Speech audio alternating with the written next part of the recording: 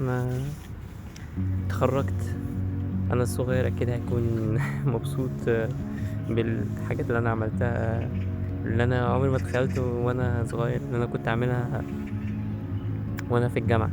بس يعني الواحد كبر بقى عنده 21 سَنة ومش عارف هو عايز يعمل إيه، تايه.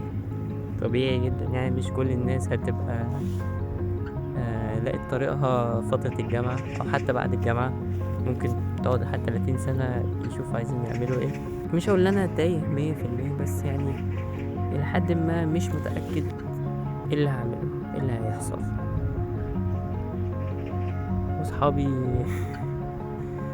بجد باحبهم جدًا يعني، بجد نِفْسي يفضلوا معايا طول عمرهم، طول عمري، طول عمري. منهم في الأغلب ودي حاجة أنا لا أتمناها اللي هيسحبوا سفر، اللي هيشدّهم الجيش، في منهم خطبوا، في منهم داخلين الجيش، في منهم دخلوا الجيش. فبس يعني إحساس غريب يعني إنّك تبقى خلاص وصلت للحاجة اللي أنت كنت من طول عمرك من صغرك وأنت في ابتدائي وإعدادي وثانوي تقول لك ده لسه يعني يعني لسه بعيد، لسه قدامها حبّة حلوين.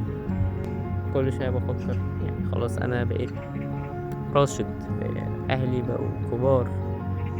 دي حاجة بتوحشني جدًا الأيام دي.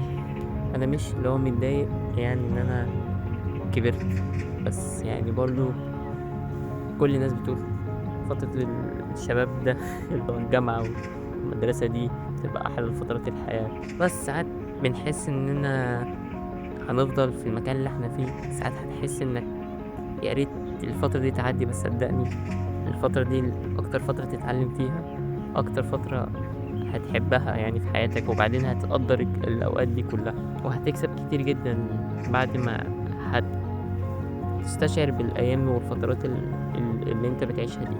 بس يعني حابين تشوفوا شاب عنده 21 سَنة بيحاول يحقق أهدافه وأحلامه، تابعوني وممكن نساعد بعضينا يعني. بس وزي ما باقول كل مرّة حاول مرّة، حاول تاني، حاول تالت. سلام.